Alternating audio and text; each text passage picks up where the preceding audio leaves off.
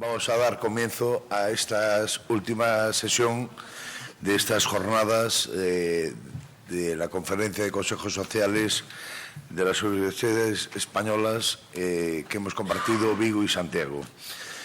Aunque quizás sería más protocolario hacerlo en la clausura de estas jornadas, a mí me gustaría, y por eso lo voy a hacer, porque lo siento sinceramente, agradecer a la organización, Amparo especialmente, pero sobre todo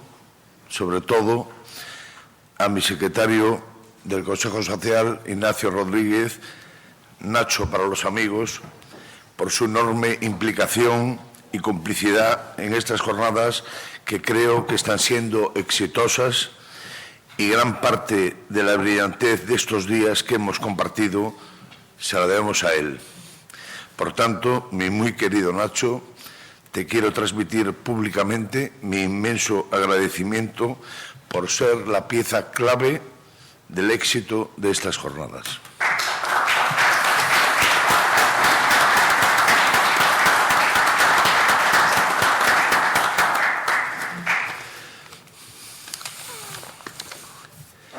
Ahora ya me toca presentar a mi buen amigo y excelente secretario general de Universidades Gallegas, José Alberto Díaz de Castro, con el que me une una gran amistad y al que agradezco su permanente disponibilidad e implicación en todo lo que concierne al sistema universitario de Galicia y, por lo que a mí respecta, con el Consejo Social de la Universidad de Vigo. Miles de gracias, José Alberto, por estar aquí hoy con nosotros. José Alberto, aunque pueda parecer que no, nació en Málaga. No es gallego, pero es gallego de adopción.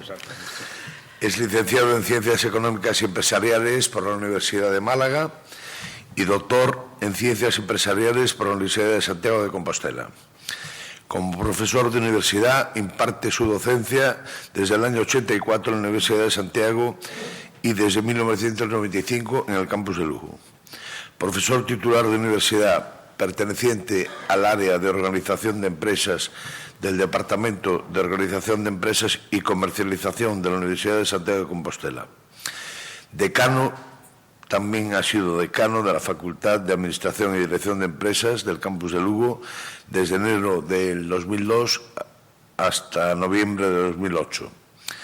Hoy en día, gracias a Dios, sigue siendo nuestro secretario general de Universidades de la Consellería de Cultura, Educación, Formación Profesional y Universidades desde el 8 de mayo de 2009. O sea que ya lleva un buen recorrido.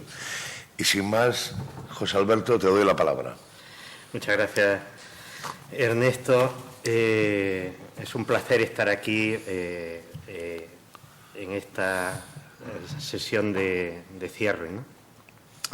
Realmente, ahora que lo mencionas, es una cosa curiosa, ¿no? Porque efectivamente, como ya llevo tantos años en el cargo y cada vez está más lejos, es como si mi vida, todo el currículum, que no hice grandes cosas, ¿no? Pero tienes un currículum y llega el 2009 y ya está, se acabó. Ha muerto el currículum, porque ya no hay más que hacer, secretario general y ya está, ¿no? Pero bueno, el año que viene hay otra posibilidad ya, hay elecciones y eso, y hay otra posibilidad de que me echen de una vez porque no puede ser esto que tantas veces se sobrevivan, ¿no? a los cambios inevitables que hay en política, ¿no? No solo en las elecciones, sino los cambios que se van realizando en cualquier legislatura. Bien, yo, como aquí no soy el importante, sino lo importante son los dos conferenciantes que vienen, pero yo lo que voy a hacer simplemente va a ser plantear una serie de temas que están implícitos en la universidad, qué vamos a hacer, cómo podemos redirigir la universidad, qué temas que seguro que los ponentes van luego a profundizar.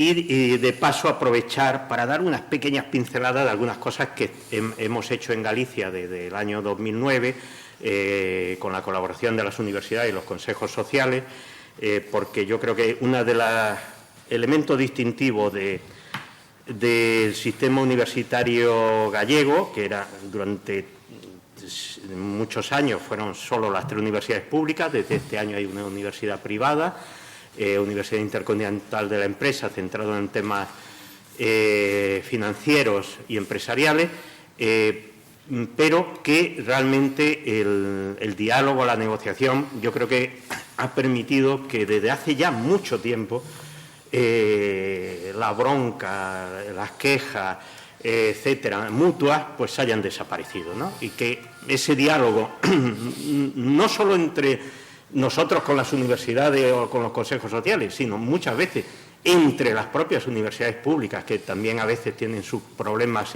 de relación interna, pues hayan quedado desde el punto de vista público y desde el punto de vista de la firma de acuerdos, pues bastante mejoradas, ¿no?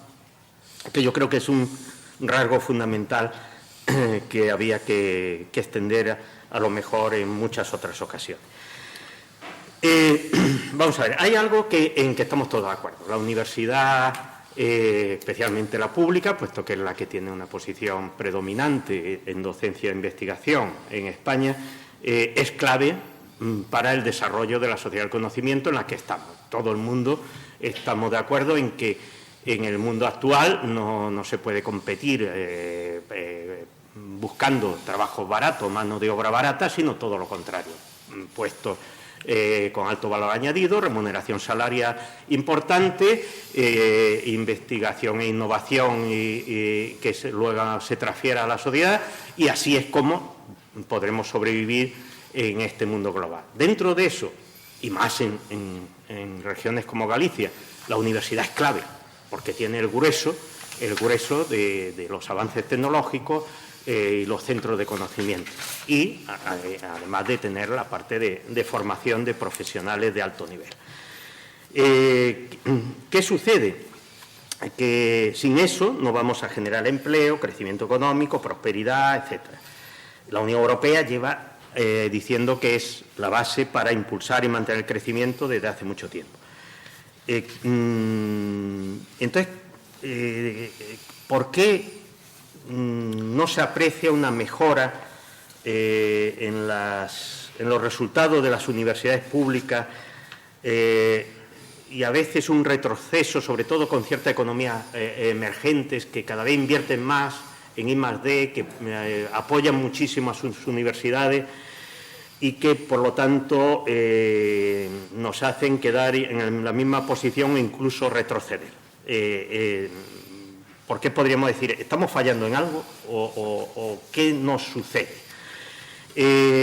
Yo creo que hay varias claves. Simplemente voy a enumerar algunas de ellas muy de pasada. Y voy a usar algunos de los estudios que se han hecho, que hay muy buenos estudios. Ayer Antonio Abril aludía a que todos ellos se han analizado dentro de los plenos de las conferencias de consejos sociales, pero la verdad es que hay muchos análisis desde los últimos 10 años, desde el informe Brical, Audacia para llegar lejos, en la etapa del ministro Gabilondo, etcétera, y luego ha habido más estudios públicos y privados.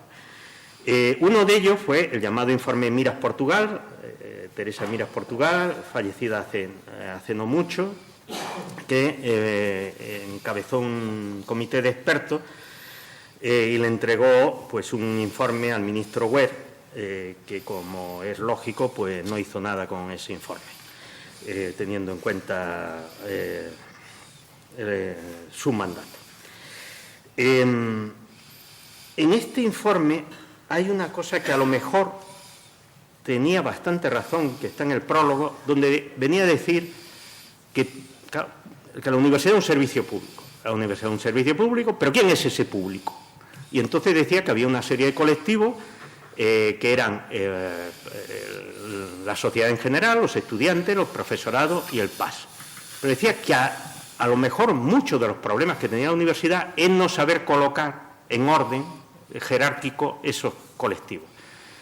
Ella lo que decía es que había dos colectivos, los estudiantes, porque son las personas a las que hay que formar adecuadamente, y la sociedad, que es la que paga.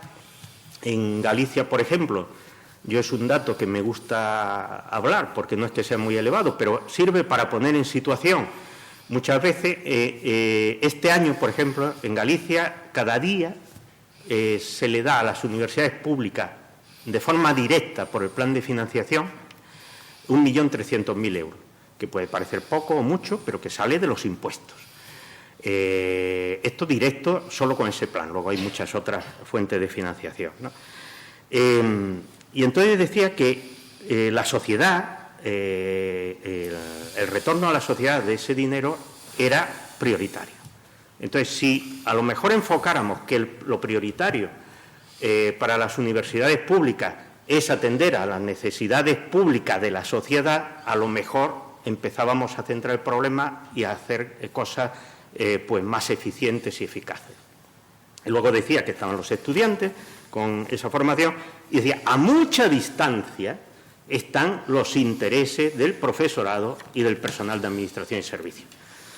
A lo mejor, porque yo creo que todavía en algunas universidades este orden, a lo mejor es cierto que no es el que se está gobernando internamente, ¿no? Por los problemas que tienen, ¿no? Yo no me voy a meter con los rectores ni con los equipos rectorales porque además realmente tienen muchos problemas internos. Si oís hablar muchas veces a rectores que han dejado el cargo, dicen cosas muy sensatas, es decir, tienen identificado los problemas. ¿Qué pasa? Que durante su mandato seguramente no podían, porque tampoco tienen los resortes de poder interno para hacer las cosas que ellos mismos creían que tenían que hacer, ¿no? Y entonces, ciertamente, ese es un problema que a veces tienen, es decir, hay que ponerse también en su lugar y ver cómo sus órganos asamblearios, pues muchas veces tienen sus mecánicas internas y sus lobbies también internos y que ellos no pueden saltar sobre los mismos, ¿no? ¿Por qué fallamos también a veces? Pues se dice muchas veces, ¿no? Porque se tarda mucho en responder a las necesidades cambiantes de la economía en general, no se anticipan las carreras de futuro, la participación de los empleadores y otras instituciones del mercado de trabajo o de la sociedad, pues no participan directamente en la concepción y práctica de los problemas. No suele haber un buen seguimiento de los problemas y las necesidades de los egresados, etcétera, etcétera, etcétera, ¿no? Y esto también tiene su parte de verdad, aunque para mí es una de las menos importantes, porque yo creo que aquí sí se pueden hacer cosas, ¿no? Por ejemplo, en Galicia hicimos no hace mucho unos estudios que llamamos Galicia 2030, en que se detectaban las profesiones de futuro y a partir del cual, al final de todo, fue un trabajo de 2 años hecho con la Fundación Empresa Universidad, se llegó a diseñar 15 másters oficiales para poner en los próximos años. Ahora mismo estamos en el proceso de implantación, hay 2 que están en evaluación ahora mismo y otros 6 que están iniciando los trámites y que se podrían implantar si todo va bien en el año 24, ¿no?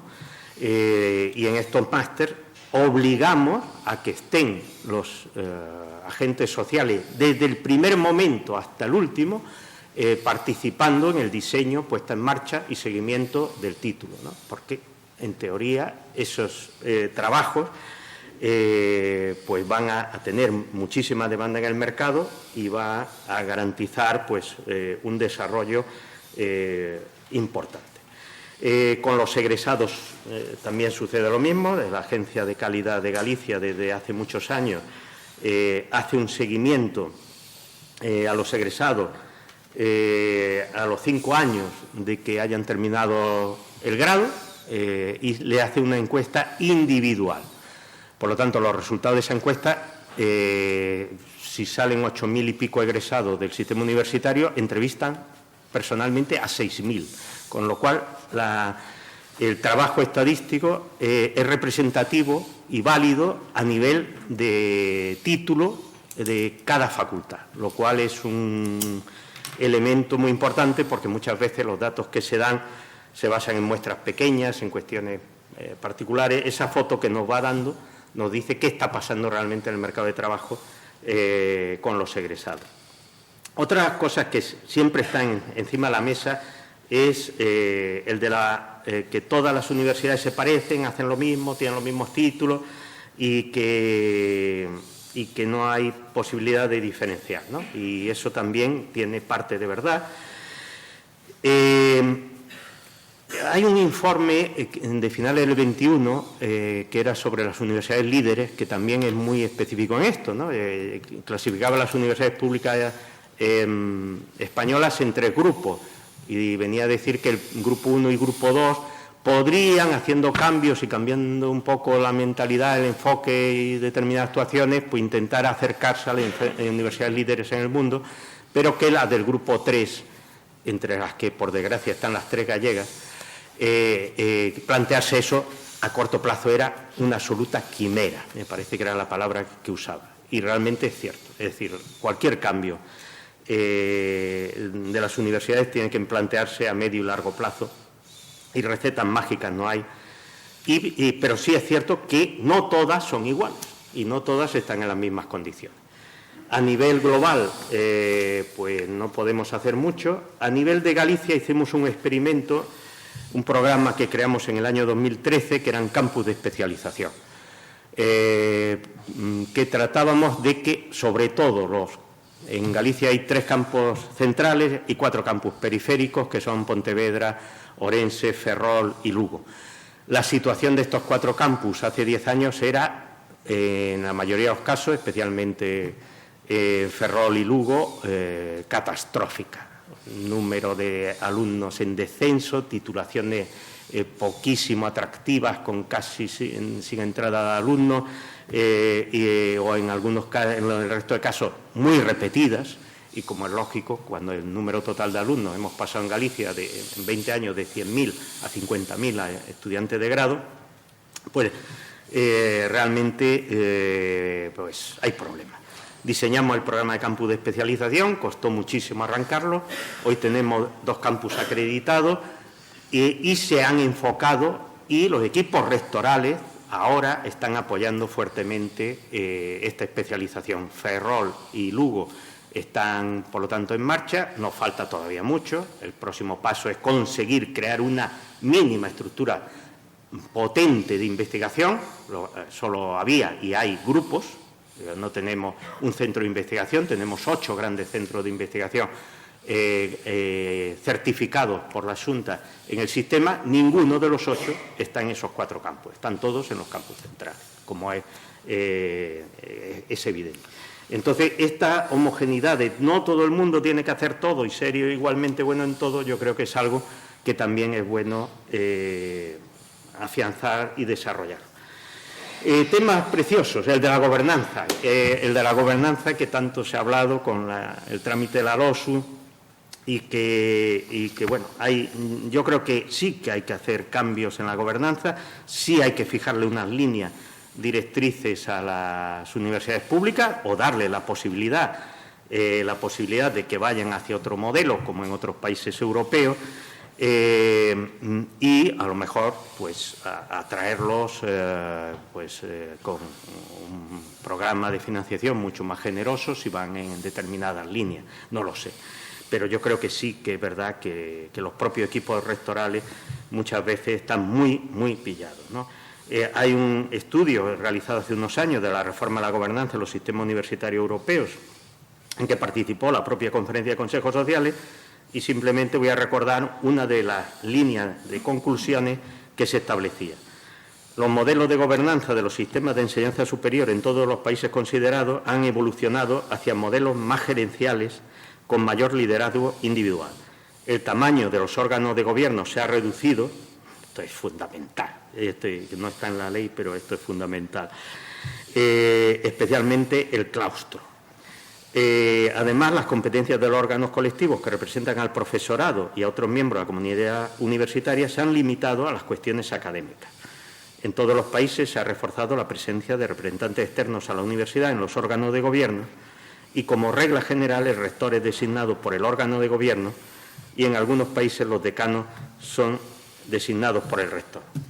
yo creo que independientemente de la forma que se adopte, que la participación más directa en los nombramientos de las universidades, de otros colectivos, algo había que hacer y yo creo que habrá que hacer inevitablemente en los próximos años en este sentido, para bien de las propias universidades y de los propios equipos rectorales, que una vez que ganan las elecciones muchas veces están atados para la toma de decisiones dentro de sus órganos de gobierno. La financiación, otro tema estrella, ¿no? Toda la CRUE se puso a aplaudir cuando el ministro anunció el 1%, Castel lo dejó puesto en la declaración de motivación de la ley, Subirás elevó eso al articulado y dijo que era obligatorio el 1%. Si os habéis leído cómo queda el artículo, no me acuerdo, es 50 y tanto, no dice nada. Al final, fruto de la negociación, pues lo que dice es que las universidades del Estado y las comunidades autónomas comparten el objetivo del 1% de recursos públicos a la parte universitaria para los próximos años.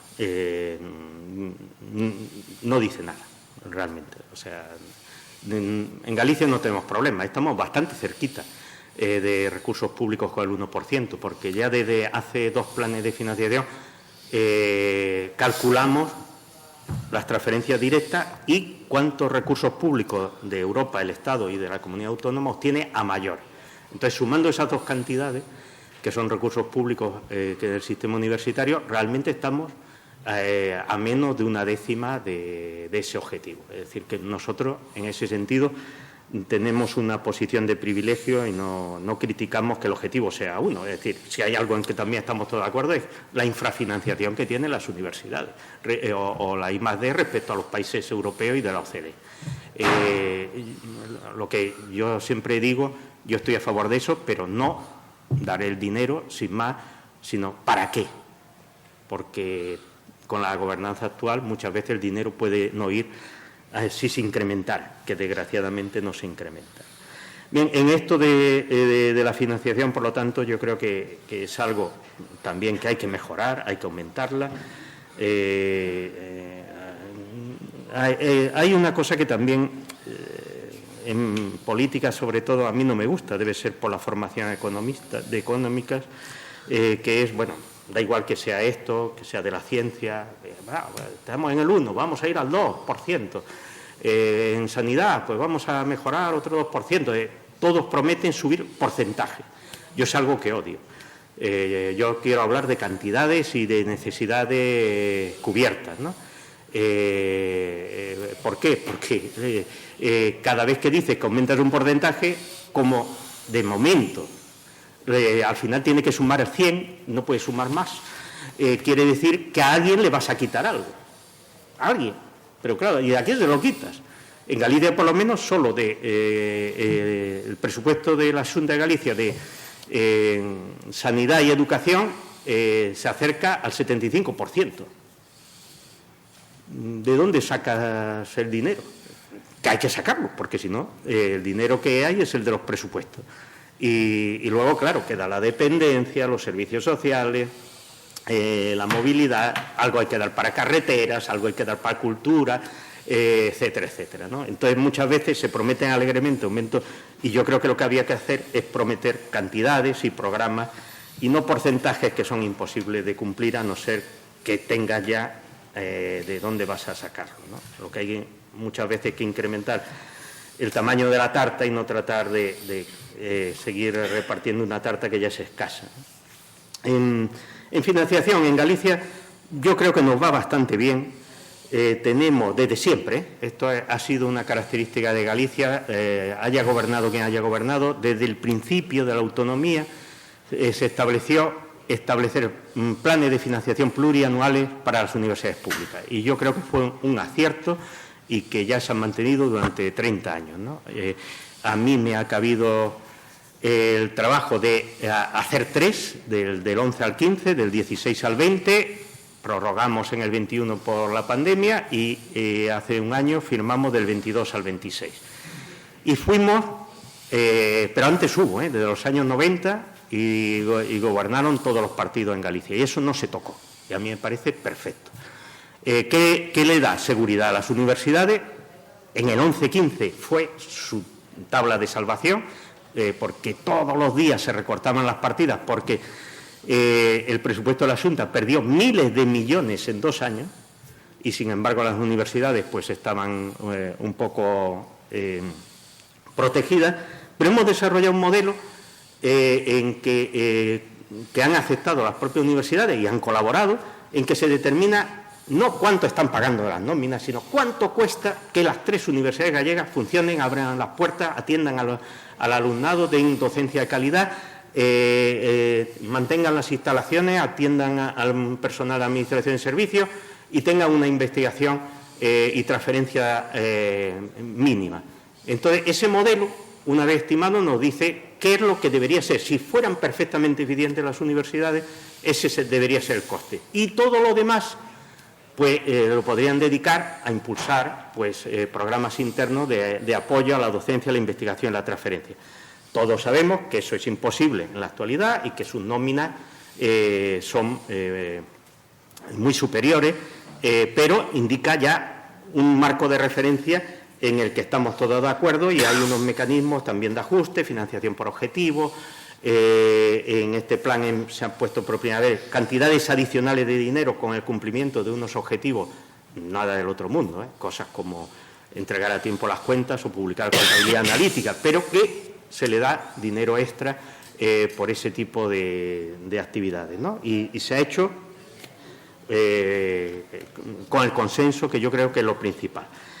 Y para terminar, 2 cosas que también se hablan mucho, es decir, para mí, una de las carencias del sistema público muchas veces es la planificación. Todas las universidades tienen planificación estratégica, pero realmente nadie se acuerda mucho de que hay un libro que han aprobado en el Consejo de Gobierno de planificación a 5 años de sus universidades. Yo creo que esa planificación estratégica debería mejorarse, debería tener objetivos ambiciosos y realmente muchas veces nos falta, ¿no? Yo en esto me gusta mucho citar siempre una frase de Alicia en el País de las Maravillas, que para mí es la mejor frase que he encontrado en cualquier libro de texto de para qué es necesario una buena planificación, ¿no? Cuando el gato de Cheshire se encuentra con Alicia, que perdida, le pregunta qué camino debe seguir para salir del laberinto, ¿no? Y entonces el gato le dice, depende de dónde quieras llegar. Y entonces dice Alicia, no me importa mucho el sitio. Y entonces el gato le dice, pues entonces tampoco me importa mucho el camino que tomes, llegarás a algún sitio. No se sabe a cuál, pero a algún sitio llegarás. Yo creo que ese es algo que las universidades también deberían mejorar. Y una última nota, el ritmo. Yo entré en la universidad hace 40 años casi. Cuando entré, para mí la universidad era mucho más dinámica, emprendedora, las mejores ideas de transformación social venían de las universidades. Yo creo que eso ha ido decayendo, mi impresión, con el tiempo, y se ha ido burocratizando mucho. Y yo creo que había que recuperar el espíritu de rebeldía, de hacer cosas nuevas, de intentar, de dejar el miedo al fracaso, etcétera, y que eso debería impulsarse internamente, ¿no? Y más en un mundo global, en que, por ejemplo, China no nos espera, o otros países, ¿no? Y hacen muchas cosas y muy rápido. Y aquí cojo otro libro de manual mío, que es Alicia a través del espejo, que en Alicia a través del espejo, si lo leísteis, hay un momento en que Alicia y la Reina Roja están corriendo a toda velocidad durante un tiempo. Y cuando termina, le dice a Alicia que dónde está. Y dice, en el mismo sitio. Y dice, entonces si queremos, dice, en mi país no pasa esto, avanza.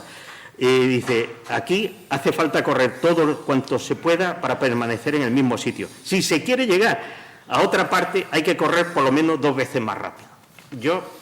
Mi experiencia en todos estos años con muchos equipos de vicerrectores es que no les gusta correr y que vamos desesperadamente lento y que es curiosamente, la administración educativa la que trata de empujar a las universidades a hacer cosas y que éstas se resisten. Yo creo que eso, en el mundo actual, es condenar a quedarnos cada vez más retrasados, porque otros sí que están corriendo el doble de rápido que nosotros y no nos van a esperar.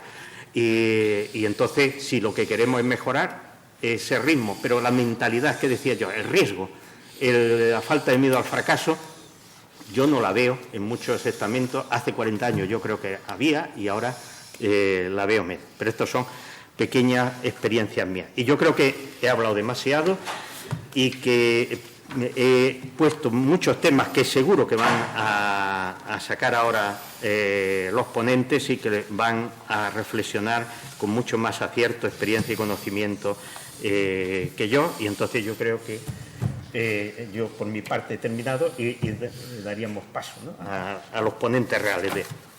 Bueno, pues muchísimas gracias, querido José Alberto, por estas palabras tan instructivas, amenas y dinámicas, y que nos han dado una visión cercana de las universidades gallegas y de las universidades en general. Muchísimas gracias por haber aceptado estar aquí con nosotros, y ahora vamos ya a pasar a las dos ponencias de esta mañana, que la primera será el futuro que espera a las universidades españolas en Europa, en la cual intervendrá Francisco Michavilla, patrono de la Institución Libre de Enseñanza y rector honorario de la Universidad Jaume I de Castellón, entre otras cosas.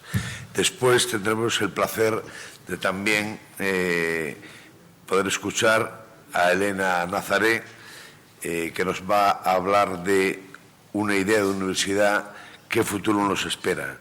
Es coordinadora de Enseñanza Superior de Portugal y presidenta del patronato de la Universidad Nova de Lisboa.